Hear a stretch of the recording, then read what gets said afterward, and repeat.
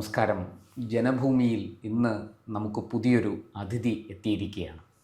മുതിർന്ന മാധ്യമപ്രവർത്തകനും സാമ്പത്തിക കാര്യ വിദഗ്ധനും രാഷ്ട്രീയ നിരീക്ഷകനും ഒക്കെയായ ശ്രീ എ ഹരികുമാർ. ഹരിച്ചേട്ടാ, സ്വാഗതം ജനഭൂമി. നമസ്തേ ഹരിച്ചേട്ടാ, ഇന്ന് നമ്മുടെ ബജറ്റ്, അതായത് തുടർച്ചയായിട്ട് 10 വർഷം ഭരിച്ച പിണറായി സർക്കാർ, ആ പിണറായി സർക്കാരിലെ ഏതാണ്ട് 12ാമത്തെ ബജറ്റാണ് ഇപ്പോൾ അവതരിപ്പിച്ചിരിക്കുന്നത്. ഇലക്ഷന് 2 മാസമേ ഉള്ളൂ. സത്യത്തിലൊരു ഫുൾ ബഡ്ജറ്റിൻ്റെ ആവശ്യമില്ല, വോട്ട് ഓൺ അക്കൗണ്ട് മതിയാകും. പക്ഷേ അതൊന്നും കാര്യമാക്കാതെ ഒരു ഫുൾ ബഡ്ജറ്റ് അവതരിപ്പിച്ചിരിക്കുകയാണ് നമ്മുടെ KN ബാലഗോപാൽ ധനമന്ത്രി.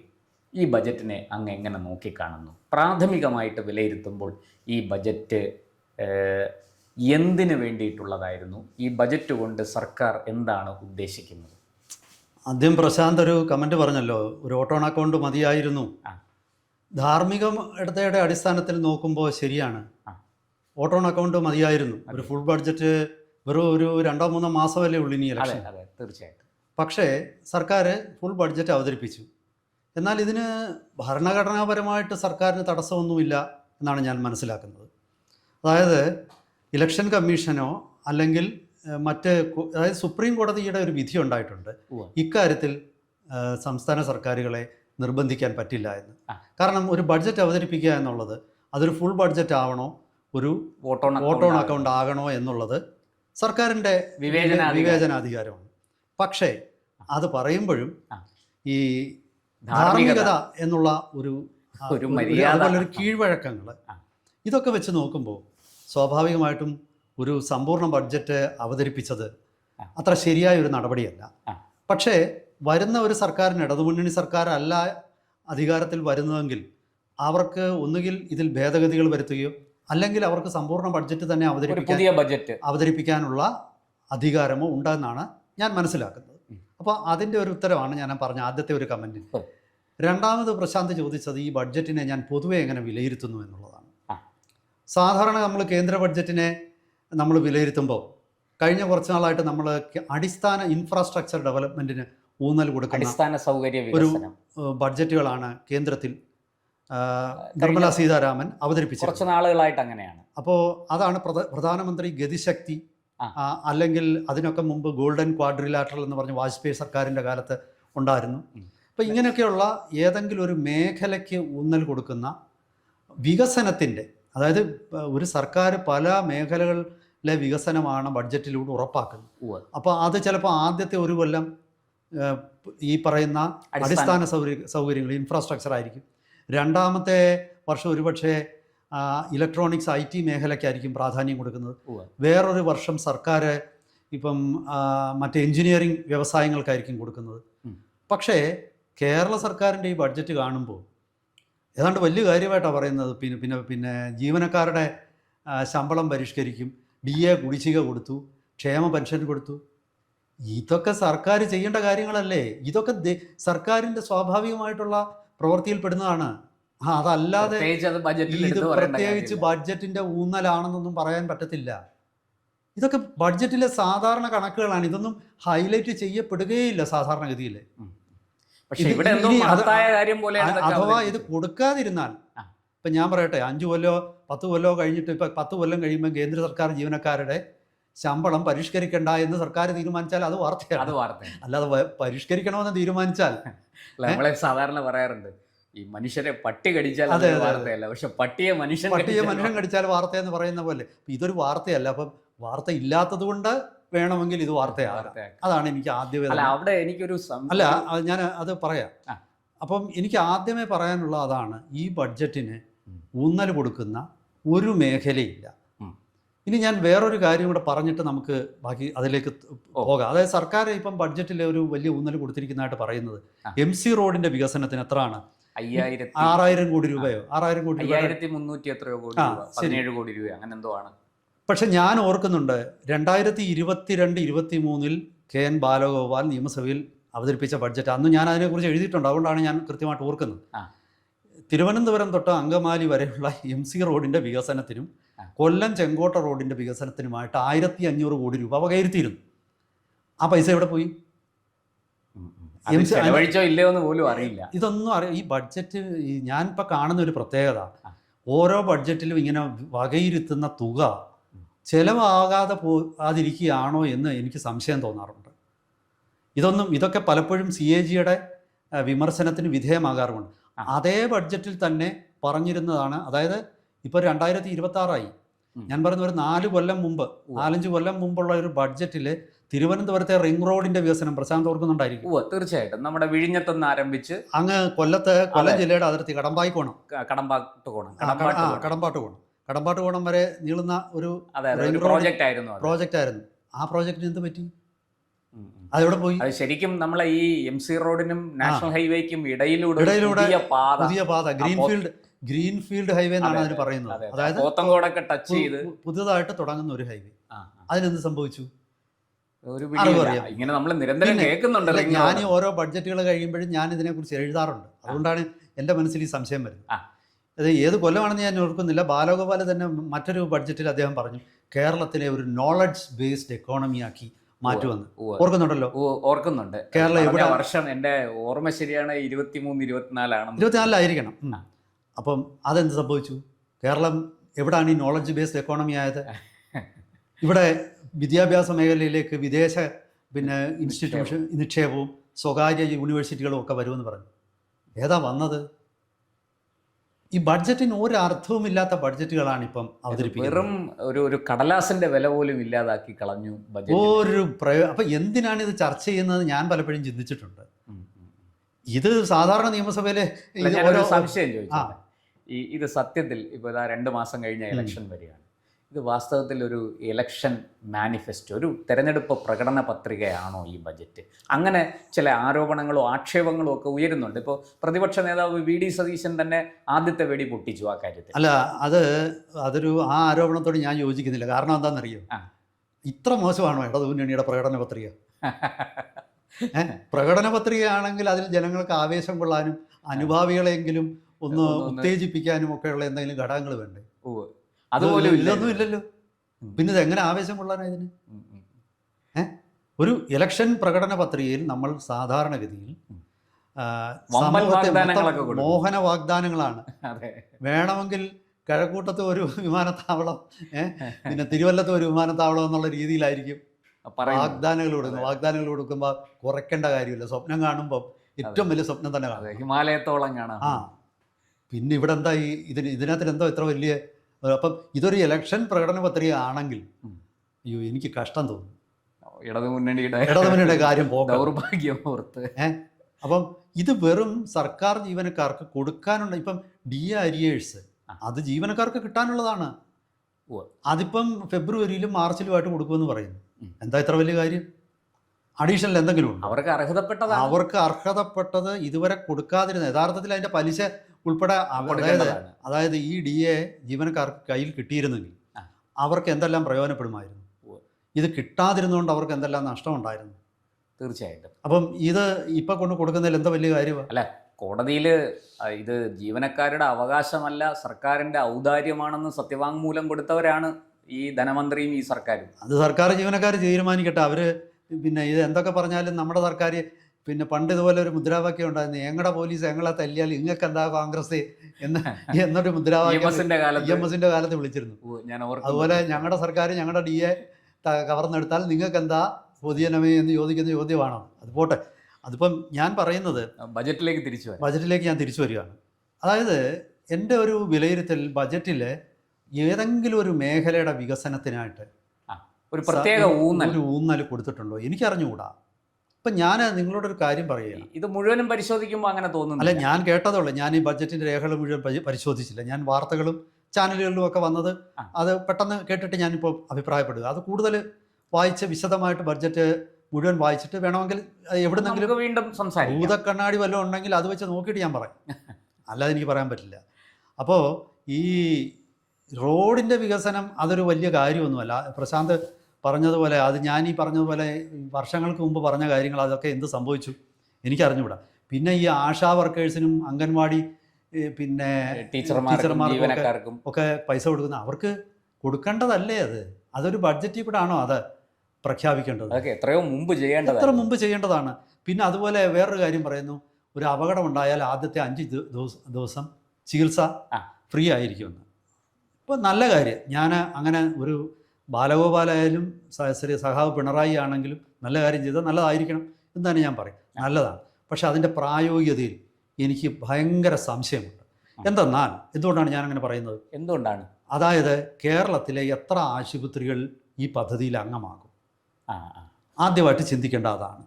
കാരണം സ്വകാര്യ ആശുപത്രികളിൽ പല സൗകര്യങ്ങളും ഇപ്പം ഒരു ഉദാഹരണം ഞാൻ പറയാം. തിരുവനന്തപുരം നഗരത്തിൽ ട്രോമ കെയർ ഏറ്റവും പല സ്ഥലങ്ങളിൽ നിന്നും തിരുവനന്തപുരത്തേക്ക് വരുന്നത് നമ്മുടെ SP ഫോർട്ട് ഹോസ്പിറ്റലിലാണ്.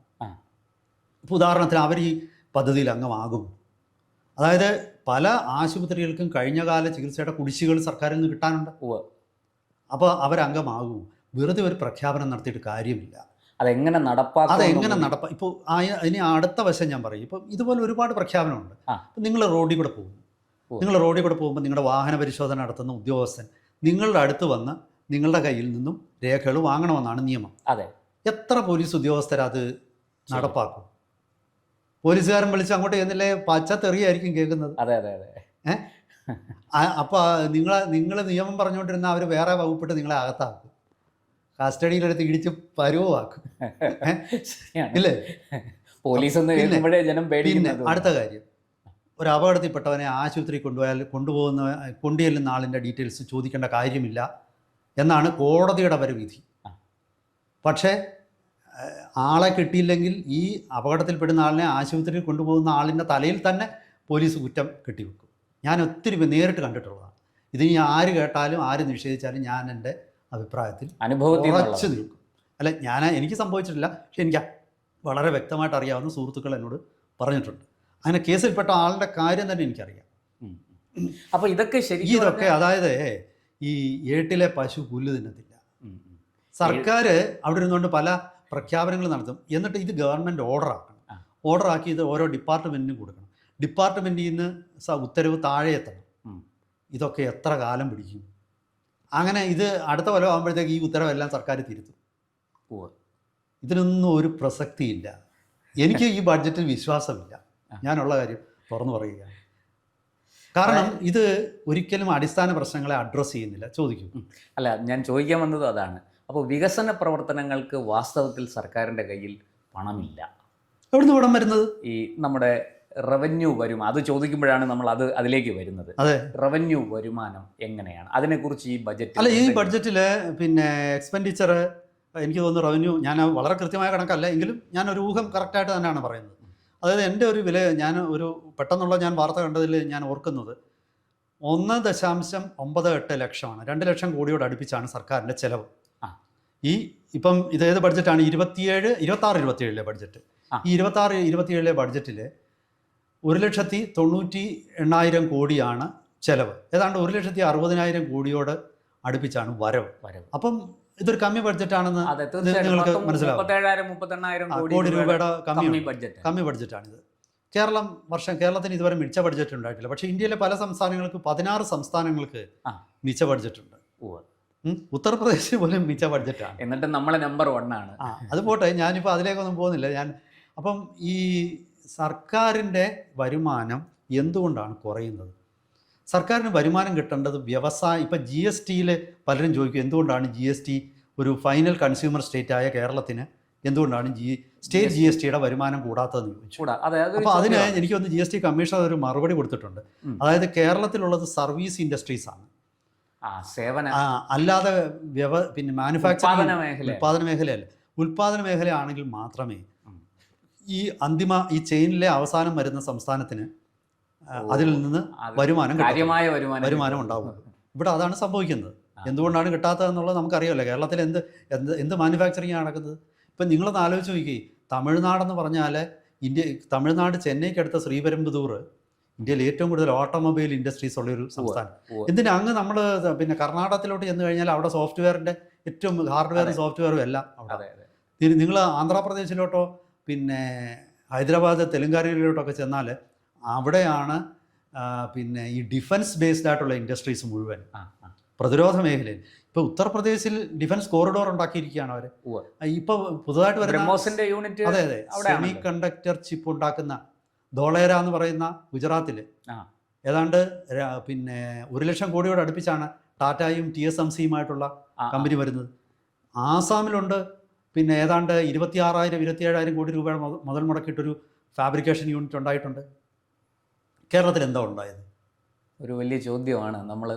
കേരളത്തിൽ എന്താ ഉണ്ടായത്? ഇപ്പോൾ ആസാം മുഖ്യമന്ത്രിയൊക്കെ എത്ര കാര്യമായിട്ടാണ് അദ്ദേഹം ഈ വ്യവസായങ്ങളെയൊക്കെ കൊണ്ടുവരാനായിട്ട് ശ്രമിക്കുന്നത്. ഞാൻ ആസാമിൽ നിന്നുള്ള ആൾക്കാരൊക്കെ ഈ ബംഗാളികളോടും ആസാമികളോടും ഞാൻ സംസാരിക്കുമ്പോൾ എനിക്ക് തോന്നിയിട്ടുള്ളത്, ഈ ബംഗാളികൾ പറയുന്നത് ബംഗാളിൽ ഒന്നുമില്ല, ബംഗാളിൽ ഒന്നും അവർ ചെയ്യുന്നില്ല. പക്ഷേ ആസാമിൽ തൊട്ടടുത്ത് അവരെ പലരും ആസാമിൽ വന്നിട്ട് ആണ് സാധനങ്ങൾ വാങ്ങിച്ച് തിരിച്ചു പോകുന്നത്. ആ അവസ്ഥയിലെത്തി. കൽക്കട്ട എന്ന് പറഞ്ഞ ഒരു കാലത്ത് ഇന്ത്യയുടെ ഉൽപ്പാദന കേന്ദ്രമായിരുന്നു. പിന്നെ ഇന്ത്യയിൽ ഏറ്റവും കൂടുതൽ പെർ ക്യാപിറ്റ ഇൻകം 1960-കൾ വരെ ബംഗാളിനായിരുന്നു. ഇതൊന്നും ആരും വിശ്വസിക്കില്ല ഇപ്പോഴും. അപ്പം ഇനി ഞാൻ പിന്നെ എന്തുകൊണ്ടാണ് കേരള സർക്കാരിന് പിന്നെ വികസനത്തിന് പണം മുടക്കാൻ പറ്റാത്തത്? ഒന്ന്, റവന്യൂ വരുമാനം വളരെ കുറവാണ്.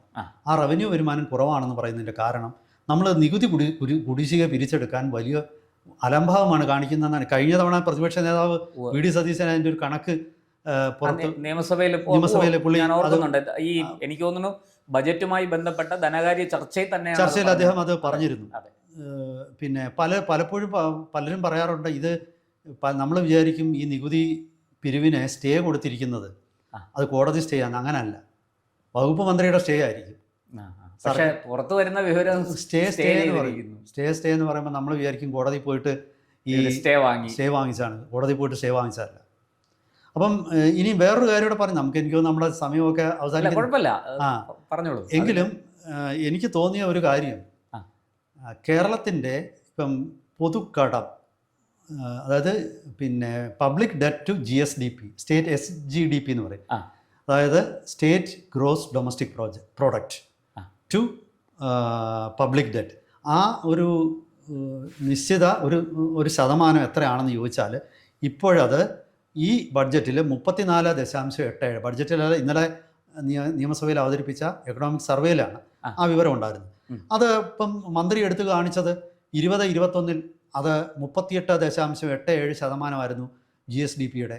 ഈ വർഷമായപ്പോഴേക്കും അത് 34.87, അങ്ങനെ ഏതാണ്ട് 4% കുറഞ്ഞു. നല്ല കാര്യം, ഞാൻ അത് തെറ്റ് പറയുന്നില്ല. പക്ഷേ ചിന്തിക്കേണ്ട കാര്യം, ഈ ഇന്ത്യയിലെ സംസ്ഥാനങ്ങളുടെ ഈ public debt to GSDP ratio എന്ന് പറയുന്നത് 27.5%. അതായത് മൊത്തം രാജ്യത്തിൽ ഇത്രയേ ഉള്ളൂ. പൊതുക്കടം ഈസ് ടു സംസ്ഥാനത്തിൻ്റെ GDP, അതിനാണ് GSDP, ഗ്രോസ് സ്റ്റേറ്റ് ഡൊമസ്റ്റിക്. അപ്പം അതിൻ്റെ റേഷ്യോ എന്ന് പറയുന്നത് അഖിലേന്ത്യാ തലത്തിൽ നിങ്ങൾ നോക്കുകയാണെങ്കിൽ 27.5% ഉള്ളൂ. കേരളത്തിൽ അത് ഈ ഇത്ര വലിയ മെച്ചപ്പെട്ടു എന്ന് പറയുമ്പോൾ 34% ഉണ്ട്, ഏതാണ്ട് 34.8 7-8% കൂടുതലാണ്. ഇനി ഇത് റെക്കമെൻഡ് ചെയ്തിട്ടുണ്ട്, അതായത് ഐഡിയലായിട്ട് എത്രയാണ് വേണ്ടത്? 20% ആകാവുള്ളൂ എന്നാണ്. അത് കേരളം കൂടി ഉൾപ്പെട്ട ഒരു FRBM എന്ന് പറയുന്ന ഒരു ആക്ട് ഉണ്ട്, സംസ്ഥാനങ്ങളൂടെ ഒക്കെ പാസ്സാക്കിയിട്ടുണ്ട് ആക്ട്. ആ എൻഗേസിംഗ് കമ്മിറ്റി അന്ന് പിന്നെ റെക്കമെൻഡ് ചെയ്തത് 20% ആകാവുള്ളൂ എന്നാണ് ഡെറ്റ് ടു GSDP റേഷ്യോ. അപ്പോൾ ഇതൊന്നും വലിയ നേട്ടമാണെന്ന് നമ്മൾ പറയുന്ന പലതും നേട്ടമല്ല. നമ്മുടെ ഈ പെർ ക്യാപിറ്റ GSDP മറ്റ് പിന്നെ വളരെ അധികമുള്ള ഇന്ത്യയിലെ 10 സംസ്ഥാനങ്ങളിൽ ഒന്നാണ് കേരളം എന്ന് മന്ത്രി പറയുന്നത് കേട്ടു. അതെങ്ങനെയാണ് ഇത്രയും വലുതായത്? ഇവിടുത്തെ ആൾക്കാർ വിദേശത്ത് പോയി, ഗൾഫിൽ പോയി തലയും കുത്തി നിന്ന് ജോലി ചെയ്തിട്ട് പിന്നെ അതിലത്തൊരു നല്ല കൊച്ചിനെ കണ്ടാൽ അതും എൻ്റെ കൊച്ചാണെന്ന് പറയുന്ന പോലെ അല്ലേ ഇത്? അല്ലെങ്കിൽ അപ്പുറത്തൊരു നല്ല മനുഷ്യനെ കണ്ടാൽ അതെൻ്റെ അച്ഛനാണെന്ന് പറയുന്ന പോലെ ആണല്ലോ. ഈ പാവപ്പെട്ട മനുഷ്യർ പോയി ഗൾഫിൽ ചെന്ന് ഇവിടുത്തെ സാധാരണക്കാരൻ ഗൾഫിലും യൂറോപ്പിലും അമേരിക്കയിലും ഓസ്ട്രേലിയയിലും ആഫ്രിക്കയിലും ഒക്കെ പോയി തലയും കുത്തി നിന്ന് ചോര നീരാക്കി പണിയെടുത്തിട്ട് അതിൻ്റെ നേട്ടവും അതും ഞമ്മളാണെന്ന് പറയുന്ന ഒരു മാനസികാവസ്ഥ സമ്മതിച്ചു കൊടുക്കണം. നാണമില്ലല്ലോ ഇതൊക്കെ. എനിക്ക് ഈ സംസ്ഥാനത്തിൻ്റെ പുരോഗതി എന്ന് പറയുമ്പോൾ എനിക്ക് ചിരിയാണ് വരുന്നത്. എന്ത് പുരോഗതി? ഇവിടെ വിദ്യാഭ്യാസം ഉള്ളവർക്ക് ഒരു ജോലി കിട്ടുമോ? നീ ഇത് കേൾക്കുന്ന ഓരോരുത്തരോടും എനിക്ക് ചോദിക്കാനുള്ളത്, നിങ്ങളുടെ മക്കൾ പാസ്സായി കഴിഞ്ഞാൽ അവരെ ഉടനെ ഓടിച്ചു വിടുമല്ലോ? ഓരോ മലയാളിയും ചെയ്യുന്നത് എങ്ങനെയാണ്? 10-22 വയസ്സായ വടിയെടുത്ത് ആമ്പിള്ളാരെ ആണെങ്കിൽ ഓടിച്ചു വിടുക. ഇപ്പൊ പെൺപിള്ളാരെ ഓടിച്ചു വിടുക. അതെ അതെ, എവിടെയെങ്കിലും പോയി വെറുതെ പഠിച്ചോ. വെറുതെ അല്ല, ഇവരൊന്നും അച്ഛനെയും അമ്മയും നോക്കാത്ത. അതെ, കർണാടകയിലോ തമിഴ്നാട്ടിലോ എവിടെയെങ്കിലും പോയി വല്ല ജോലിയും ചെയ്ത് ജീവിച്ചോ. എന്നിട്ട് വലിയ വീരവാദം പറയും, കേരളം 1-ാം നമ്പർ, മറിച്ച്. ഇതാണോ ഇതിന്റെ യാഥാർത്ഥ്യം? സത്യവും ഇതുമായിട്ട് എന്തെങ്കിലും ബന്ധമുള്ളൂ? എനിക്കിതൊരു വലിയ തമാശയായിട്ട്, ഇതൊരു ഫാർസ് എന്ന് ഇംഗ്ലീഷിൽ പറയും, ഒരു ഹാസ്യ നാടകമായിട്ടാണ് തോന്നുന്നത്. ഇതിൽ കൂടുതൽ എനിക്കൊന്നും പറയാനില്ല. ഞാൻ ഈ വിഷയത്തിലേക്ക് കൂടുതൽ വരാം. നമ്മളെ കേരളത്തിന്റെ കടവും മറ്റു വിഷയങ്ങളുണ്ട്, അത് നമുക്ക് മറ്റൊരു ഒരു കോണ്ടെക്സ്റ്റിൽ അത് ചർച്ച ചെയ്യാം. അതെ അതെ. എന്തായാലും ഇപ്പോൾ ബജറ്റിനെ കുറിച്ചൊരു പൊതുവായ ചിത്രം, പ്രാഥമിക വിലയിരുത്തൽ. അതായത് ഞാൻ ഒന്നുകൂടെ പറഞ്ഞ് അവസാനിപ്പിക്കുകയാണ്. കേരളത്തിലെ ഏതെങ്കിലും ഒരു മേഖലയുടെ വികസനത്തിനായിട്ട് സർക്കാർ കൃത്യമായൊരു നടപടി എടുക്കണം. അത് പിന്നെ പ്രത്യേകിച്ച് ഇപ്പോൾ സെമി കണ്ടക്ടർ മേഖലയിലേക്ക് വലിയ നിക്ഷേപം വരുന്നു, ഇലക്ട്രോണിക്സ് വ്യവസായങ്ങൾ വലിയ നിക്ഷേപം. India European union free trade കരാർ നിലവിൽ വന്നു. ഇന്ത്യ പിന്നെ അതുപോലെ വിമാനങ്ങളുടെ നിർമ്മാണത്തിൽ ഇന്ത്യയിൽ വലിയ പുരോഗതിയാണ്. യുദ്ധവിമാനങ്ങൾ തൊട്ടിപ്പോൾ ഏറ്റവും ഒടുവിൽ ഞാൻ കേട്ടത് Su-57 ഫൈറ്റർ ജെറ്റും ഇന്ത്യ നിർമ്മിക്കാൻ പോവുകയാണ്. ഇന്നിപ്പോൾ ഏറ്റവും ഒടുവിൽ ഇന്ന് വന്ന ഒരു വാർത്തയാണത്. ഉച്ചയ്ക്ക് ശേഷമാണ് ആ വാർത്ത വന്നത്.